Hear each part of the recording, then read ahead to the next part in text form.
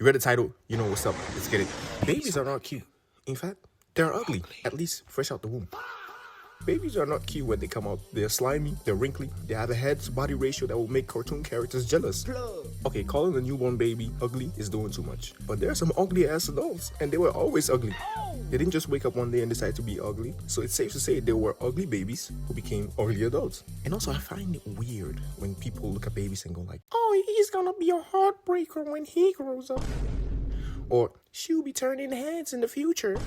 You gotta watch those people, bro. You gotta watch those people. If they don't call your baby anything but cute or adorable, kindly escort them to the nearest prison, no questions asked. But here's a question.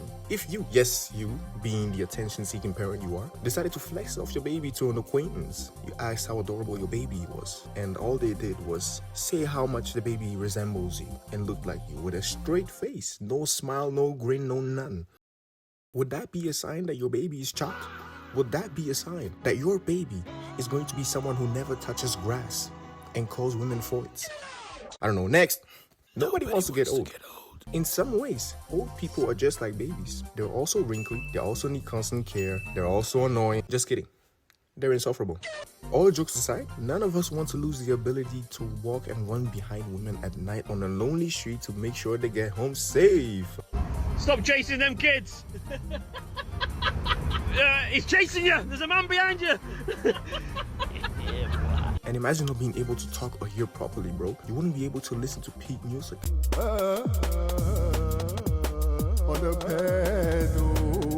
Or talk shit about bad music, like the new World Cup song. Like, what the fuck is that? You know, on second thought, avoiding all these noise pollutions might be a good thing.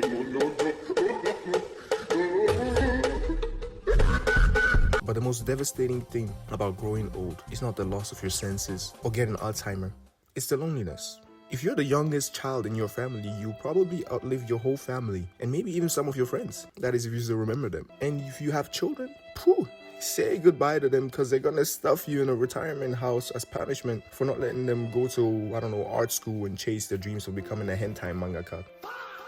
But instead paying an arm and a leg for them to become lawyers and doctors. There is something more frightening than the loss of your abilities, your senses, multiple sicknesses and illnesses, and even worse than the loneliness. The thing old people fear the most are stairs everywhere, stairs. Okay, I'm done. Next. We, yes, you and me, only hate the rich because we aren't rich.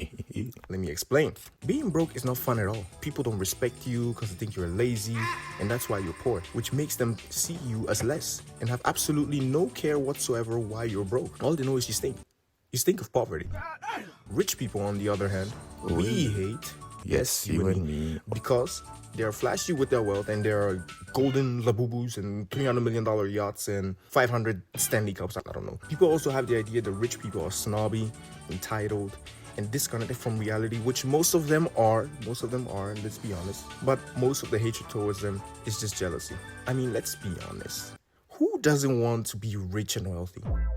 Who doesn't want financial security and freedom from having to worry about bills and debt?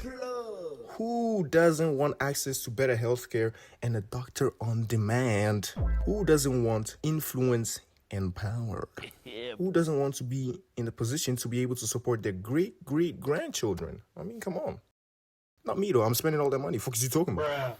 Other than that, I don't think rich people are bad at all. I mean, it's not like they kidnap people on a private island and drug them, hunt them, abuse them, and use their blood in rituals in their secret cults or something. Oh. Okay. Oh.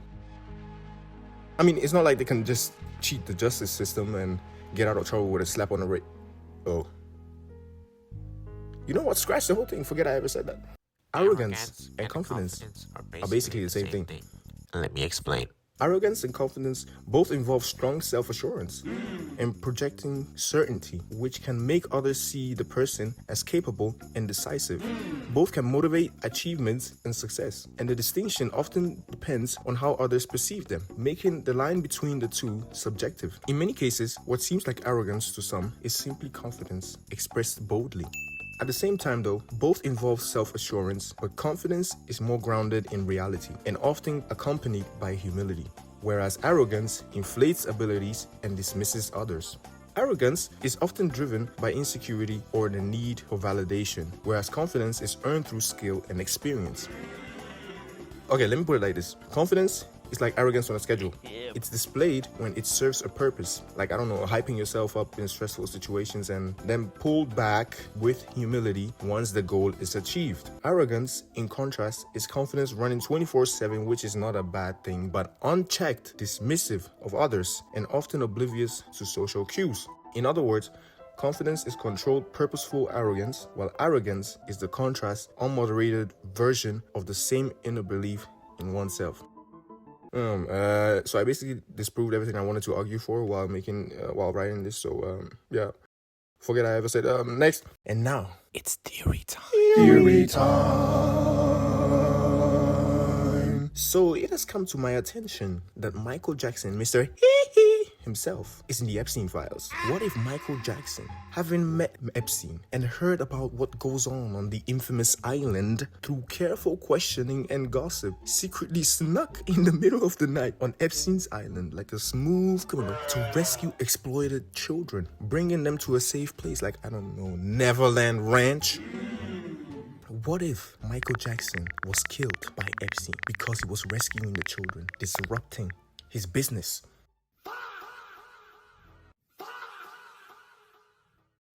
Oh, brother, this guy stinks! Okay, next. Not everybody is cool. There are some lame-ass people on the planet, I'm not gonna lie. We have the gender benders, annoying Karens, self-centered people, the drama magnets, and so on. Growing up, you've probably been told that everybody is unique and special in their own ways, but that is a big fat lie. That is a lie, nigga.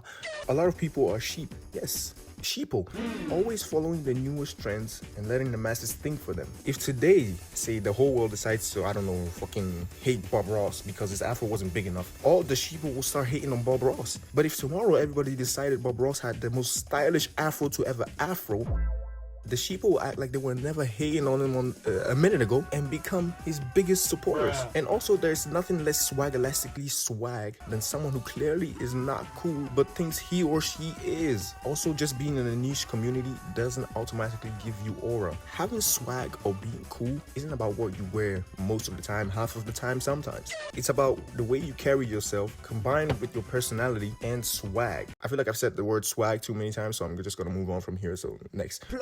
There is not a somebody for everybody. Let me explain. Some people will have to hibernate, gang, because there's no chance for them procreating whatsoever. Whether it's because of low self-esteem, their fear of vulnerability, or worse, they're chopped. People, and by that I mean both genders, have unrealistic expectations. Like, for the boys, my woman, she gotta be able to cook, clean, take care of the house, break dance in bed with me at least twice a day, take care of the kids, and shut up. Now that right there is a real woman. And then for the ladies, it's like, my man gotta be a 7-foot demigod who has to be a high-value man and earn at least 20 figures a year. When 99 men are busy running away from the gorilla during the fight, he has to slay the gorilla with his bare hands, run into the forest, find the bear, slay the bear with his pinky, and only return with the bear skin as a brand new jacket.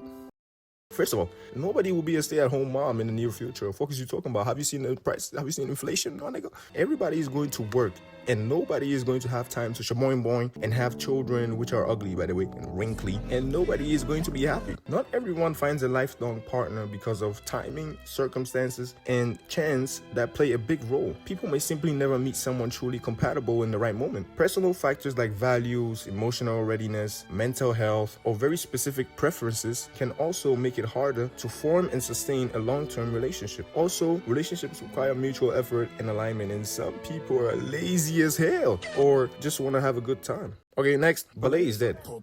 Everybody get off my boy Timothée Chalamet's dick. Fuck is you talking about? I'm just playing. I have no idea about ballet. I don't even know if it's a dying art or not. The girlies can school me in the comments down below. Next. Some things are only iconic just because of the time period they were made in. Great art always stands the test of time, but some things maybe were just meant to capture or describe a cultural moment that probably came and passed. It's out of here. Also, being first or early makes something iconic because others copy it, but something better could be made out of the original and still not get the recognition it deserves because it wasn't first. The nostalgia effect makes people who grew up with a certain cultural event, say Gen Z and the legendary year of 2016, remember those moments as more special than they actually were. Like, look at the show Friends. Friends is booty. The Big Bang Theory is better. What the fuck is you talking about? And I love MJ's music, but he wouldn't be as famous as he was in his prime if his prime was, I don't know, today. We would all think he was tweaking with the amount of hee and shamon he'd be giving us, you know what I'm saying? Basically, something can be iconic not just because it's objectively better, but because it arrived at exactly the right moment to resonate, stand out, and shape what came next. Most of us don't actually know what real love looks like, even though we think we do. We grow up absorbing ideas from love movies, social media, and stories that often prioritize intensity over stability. I'm looking at you, Disney. I'm looking at you, Disney. We, yes, you and me, confuse strong emotions like obsession, jealousy, and constant excitement with genuine connection. In reality, true love is often quieter and less dramatic than what we are taught to expect. But I wouldn't know since I've never been touched by a woman. It involves consistency, respect, and mutual effort rather than constant highs. Or at least that's what my research says, because let's be honest, who doesn't want constant highs? Like, what are you talking about? Many people lack healthy relationship examples growing up, which shapes unrealistic expectations. At the same time, love looks different for everyone, which is why different love languages exist. This can cause misunderstandings when people express care in ways their partner doesn't recognize.